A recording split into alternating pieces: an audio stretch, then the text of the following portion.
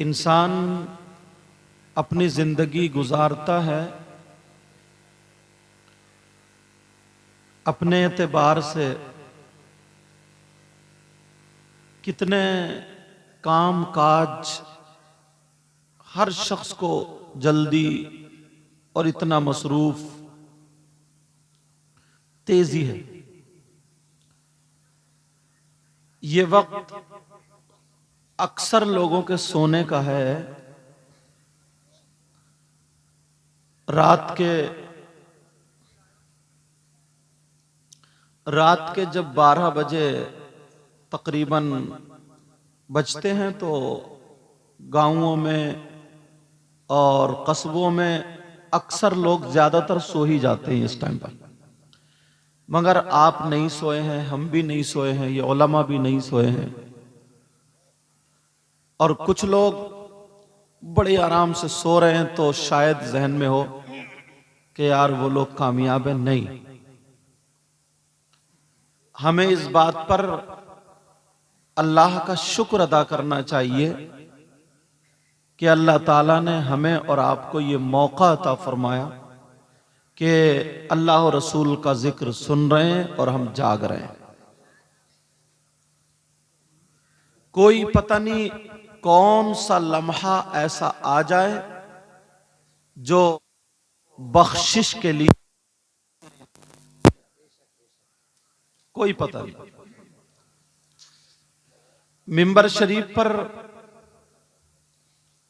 मेरी तरफ तवज्जो दें, वो माइक खुद ठीक कर लेंगे इंशाल्लाह। सही है, मगर चैनल बहुत ज्यादा हैं जिसकी वजह से वो भी क्या करें, कभी कोई लीड हिला देता, कभी कोई, और सब पढ़ने वाले बेचारे मैक वाले कोई बोलते हैं है नहीं।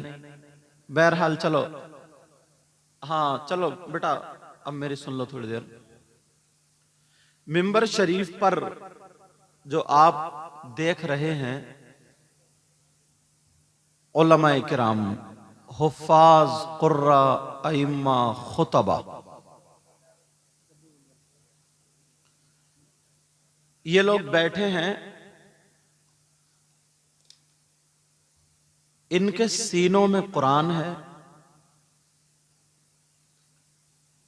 ना जाने किसके सीने में कितनी कितनी हदीसें हैं। एक मिसाल दूं और आपको समझाऊं, फिर गुफ्तगू आगे बढ़ाऊं। एक कागज होता है, मामूली कागज, उस पे अगर कुरान शरीफ की आयत लिख जाती है तो सारे लोग उसको चूमते हैं। बोलो चूमते नहीं चूमते? अच्छा, ये तो कुरान की आयत लिखी गई। चलो एक कपड़ा जिसमें कुरान शरीफ रखा गया, बेटा ओ बाबू, हाँ हाँ हाँ, तो वो जुज़दान जिसमें कुरान शरीफ रखा गया वो कुरान तो नहीं है ना, उसमें कुरान की आयत भी लिखी हुई नहीं है, खाली कुरान शरीफ उसके अंदर रखा गया। लेकिन ईमान वाले उस कपड़े की भी तौहीन नहीं करते, उस कपड़े को भी बुरी नजर से नहीं देखते। ईमान वाले, अमल उसका अपनी जगह है, वो कैसा अमल करता है। और ये हाफिज कुरान जितने हैं सबके सीनों में कुरान, बोलो है कि नहीं? अल्हम्दुलिल्लाह। किसी के भी बेटे हों, किसी भी बरादरी के हों, गरीब के भी हो सकते हैं, अमीर के भी हो सकते हैं, मगर इस वक्त ये नहीं देखना हमें, बल्कि ये देखना है कि ये इनके सीने में कुरान है, इनका सीना कुरान का जुज़दान बन चुका। बेशक बेशक बेशक। ये बच्चे 10 बच्चे यहां से, और 5 बच्चे ना, ये 5 बच्चे फारिग हो रहे हैं हिफ्ज और क़िरात से। मुझे बताया मौलाना फरमान साहब ने कि बच्चियों की मुकम्मल फजीलत तक तालीम है, और लड़कों की भी दरस निजामी है। 11 स्टाफ हैं पढ़ाने वाले, बच्चियां और बच्चे दोनों।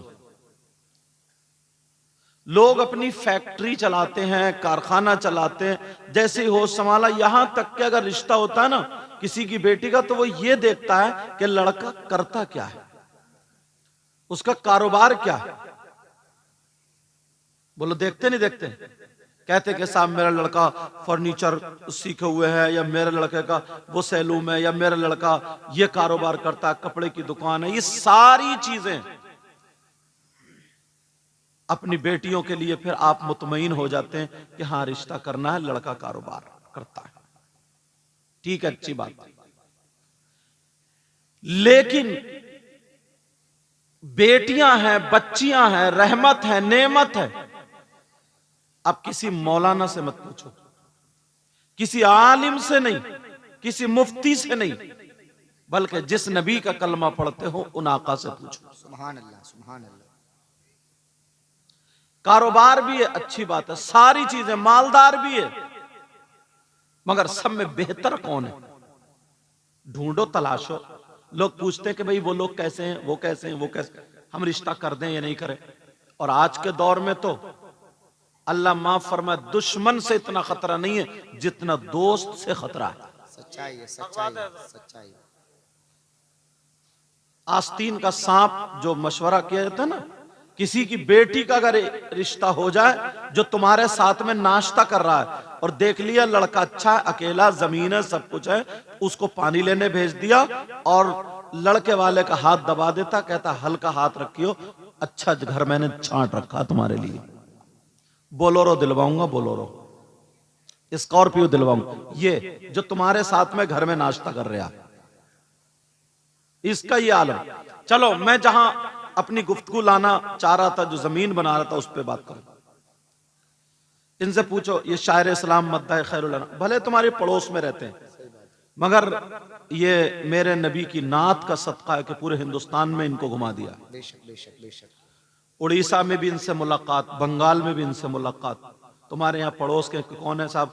अकील भाई हैं, मैं अकील महमूदपुरी हैं, ये है, इनसे पढ़वा दो, पहले पढ़वा दो, बाद में। बाकी लोग स्टेशनों पे या कहाँ का इंतजार भी करते हैं, ऐसी भी जगह है, समझे? तो और ये उलमा किराम, रमजान का महीना हजरत आए, सारे लोग कुरान शरीफ सुनाने के लिए जाते हैं, ये सारे लोग इनके इंतजार होते हैं, समझे? लेकिन मैं जो बता रहा हूं, अब किससे पूछना हमें? मौलाना आजकल मामला ये बन गया है, हक को नहीं जानता, शरीयत को नहीं, अपनी तबीयत को देखता है। तबीयत का मतलब यह है जो जिसको अच्छा लगता है वो उसी का फॉलो होता है और वो उसी की बात करता है। ये अच्छा लगना भी क्या है, उसके मिजाज के मुताबिक है, शरीयत के मुताबिक नहीं। बेशक, बेशक, बेशक। शरीयत के मुताबिक लगे तो ठीक है। तो कुछ कहते हैं कि नहीं, अगर ये मौलाना बताएं, वो मौलाना, किसी से मत पूछो, नबी से पूछो। सुभान अल्लाह, सुभान अल्लाह। पूरी दुनिया की बात गलत हो सकती है, लेकिन नबी की बात गलत नहीं हो सकती। अब बेटियों का अगर रिश्ता देखना तो क्या करना? अच्छा देखोगे ना, अल्लाह के रसूल सल्लल्लाहु ताला अलैहि वसल्लम इरशाद फरमाते हैं, आका ने फरमाया, खैरुकुम मन तअल्लमल कुरआन व अल्लमा। इसका तर्जुमा बड़ा आसान और जबान वो अरबी भी, क्योंकि नबी का फरमान है, इसलिए बात पक्की होती चली जाए। आका फरमाते हैं, तुम में सबसे बेहतर, अब बेहतर की बात ना, तुम में सबसे खैर, सबसे अच्छा कौन है? खैर, अब कुम ज़मीर आ गई, मा तअल्लमल कुरआन व अल्लमा। तुम में सबसे बेहतर वो है जो कुरान पढ़े और पढ़ाए, जो कुरान सीखे और सिखाए। कमेटी वालों ने मिंबर शरीफ बनाया, इन्हें ऊपर बिठा दिया। हमारे बाप की उम्र के बुजुर्ग हैं, हाजी भी, नमाजी, नीचे बैठे, मगर इनके दिल में जरा भी मैल नहीं है। क्यों? कि ये हाफिज कुरान है, इनका मकाम ऊंचा है। स्टेज ये बताता है, समझ रहे? नबी ने फरमाया, तुम में सबसे बेहतर वो है जो कुरान पढ़े और पढ़ाए।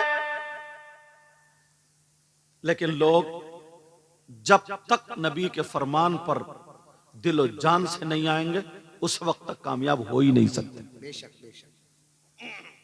एक रास्ता अब देखो, ये यहूदो नसारा ने ना, यहूदो नसारा ने इतनी गंद फैला दी है हमारे आपके समाज में, इतनी गंद फैला दी, इतनी गंद कि यार मुसलमानों की बच्चियां इतनी साफ सुथरी होती हैं, इतनी साफ सुथरी, अगर ये परहेजगार हो जाए, नमाजें पढ़े, कुरान पढ़े, सैयदा फातिमा के तौर तरीके को अपनाए और इसके पेट में बच्चा होता है तो इसके तकवा और तहारत की वजह से पेट का बच्चा वली पैदा होता है। बेशक बेशक बेशक। ये मुसलमानों के अलावा और किसी की बच्चियों में नहीं, किसी की। यहूदो नसारा ने देखा कि यार हम मदरसे रोक सकते हैं, सब कुछ रोक सकते हैं, अब पेट को कहां से रोकोगे? एक काम करो, ये जो तकवा तहारत ये सब कर रही ना, इन लड़कियों में इतनी गंद, इतना धुआं, इतनी बलाएं, इतनी बुराइयां फैला दो कि ये अच्छाई को भूल जाए, अच्छाई को भूल जाए।